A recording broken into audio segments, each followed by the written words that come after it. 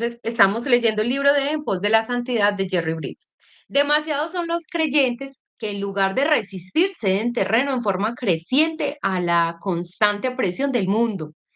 Hace algunos años, los creyentes sinceros eran bastante selectivos en cuanto a las películas que veían. En caso de que aceptaran ir, eran películas que les edificaban, eran muy exigentes al escogerlas. Hoy las mismas películas que antes se evitaban se pueden ver en televisión en las casas de muchos creyentes en todas partes. Un amigo mío me dijo que una pareja joven dedicada totalmente a la obra cristiana fue a verlo para preguntarle si estaba mal ver películas pornográficas.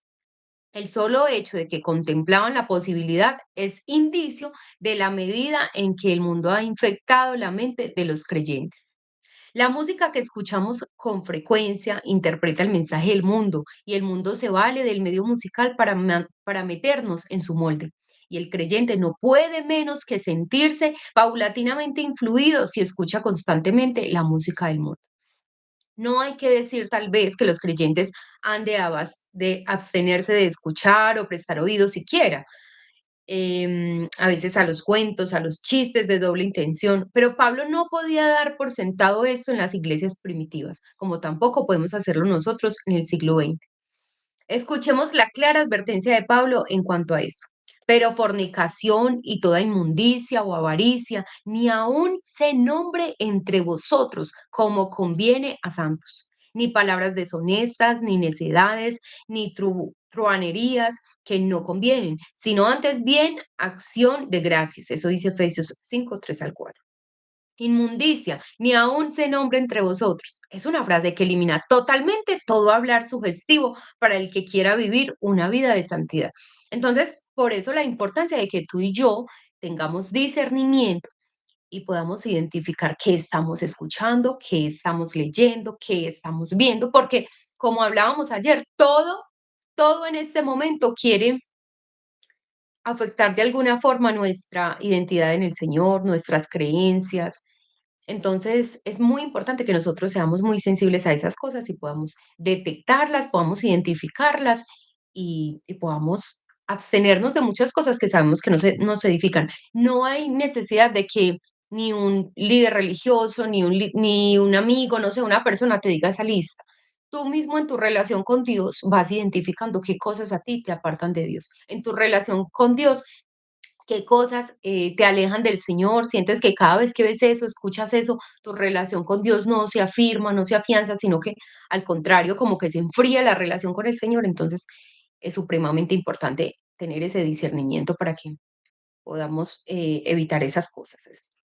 Otro estimulante de los pensamientos impuros ante el que debemos estar alertas es lo que ven los ojos. Jesús previno contra la mirada lujuriosa en Mateo 5:28. Job hizo un pacto con sus ojos. Ay, hermoso. Yo les leí ese pasaje, ¿cierto? Job 31:1. La mirada laxivia de David casi resultó fatal para su vida espiritual.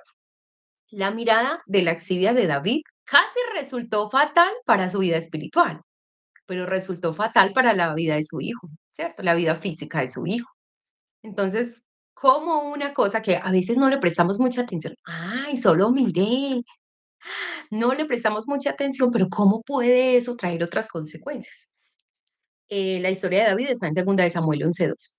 No solo tenemos que cuidar los propios ojos, debemos tener cuidado de que no seamos fuente de tentación para otros. Miren, es verdad. em, a veces uno se viste inconscientemente, ¿cierto? Uno se viste y pues normal, llevo toda la vida vistiéndome así, pero llega un momento en que el Espíritu Santo empieza como a hablar, empieza a redarguir. Entonces, tan bueno el Señor porque Él va identificando cosas que pues llevamos haciendo toda la vida, ya se han vuelto una costumbre para nosotros, pero en las que el Señor quiere trabajar. Entonces, debemos ser sensibles para quién me he visto, cómo me he visto, ¿cierto? El Señor es muy lindo. Ahí está obrando en nosotros el Señor. Por esta razón, la modestia en el vestir y en los gestos es una exigencia tanto en los hombres como en las mujeres. Primera de Timoteo 2:9 y 5:2. Yo quiero que leamos esos pasajes. Y el 5:2 dice, a las ancianas como a madres, a las jovencitas como a hermanas, con toda pureza. Entonces, sí, el Señor es hermoso, a Él no se le escapa nada. Él quiere ocuparse de todas las áreas de nuestra vida, ¿cierto? O tú quieres ocuparte en el área en alguna área específica de tu hijo, o en todas, o en tu hija, ¿cierto? No. Queremos que esos hijos y esas hijas sean los mejores en todas las áreas de su vida. Así el Señor con nosotros. Pero Filipenses 4:8 se refiere a algo más que simplemente a los pensamientos inmorales e impuros. Los pensamientos no solo tienen que ser impuros, también tienen que ser, perdón, no solo tienen que ser puros, también tienen que ser verdaderos, hermosos y dignos de alabanza. Así como podemos cometer adulterio en el corazón, como dice Mateo 28, 5:28, también podemos cometer un asesinato en el corazón, como dice Mateo 5:21 al 22. En una de sus cartas, Pablo enumera algunos actos de la naturaleza pecaminosa. Estos incluyen contaminaciones del cuerpo, la inmoralidad sexual, la impureza, el libertinaje, la embriaguez, las orgías y cosas semejantes. Otros actos enumerados en la lista contaminan el espíritu, ¿como cuáles? Porque es que es muy fácil yo ver un adúltero, ¿cierto? ¡Ay, mira! Y ese no es el esposo de fulana. Muy fácil. ¡Ay, es que esos no están casados! Muy fácil, ¿cierto? Ese lo mató, claro, pues vea, por eso lo llevan, lo llevan para la cárcel, porque vea, mató a ese otro hombre. Muy fácil. Pero dígame esto pues, odio, discordias, celos, arranques de ira, ambición egoísta. Ay, ay, ay. Lo que no se ve, lo que no se ve, pero tenemos en el corazón. Es muy fácil juzgar al que está haciendo, ay, míralo, míralo y señalarlo. Pero ¿cómo está mi corazón? Ya perdoné a esa persona que me hizo tanto daño, todavía la recuerdo y como que se me daña el día. Si esa persona estuviera en una necesidad, yo estaría dispuesto o dispuesta a ayudarle a esa persona, pese el daño que me haya hecho. Esas cosas que no se ven son las que el Señor sí ve. El hombre no las ve, pero el Señor sí las ve. Examina nuestro corazón y es cuando el Señor aparece. Y empieza a través de su palabra, a través de esto, a través de la predicación, cuando tú vas a la iglesia, en tu tiempo de intimidad con el Señor, que el Señor empieza a hablar. El Señor empieza a hablar. Debemos purificarnos no solo de los pecados groseros del cuerpo, sino también de los pecados supuestamente más aceptables del espíritu. ¿Aceptables para quién? Para el hombre, porque no los vemos, ¿cierto? Para el pecado de mentira es tan condenable como es el del adulterio. Obviamente el efecto y la consecuencia el impacto es menor en nuestra vida exterior, pero Dios murió tanto por una mentira como por un adulterio.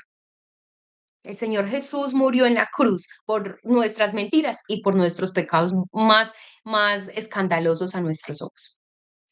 Ay, en esto también hemos fallado miserablemente con tanta frecuencia los creyentes, centrándonos en la lista de prohibiciones y posibilidades de nuestro grupo particular, descuidando la vida interior, en la que la envidia, el orgullo, la amargura y el espíritu crítico no perdonador pueden reinar libremente.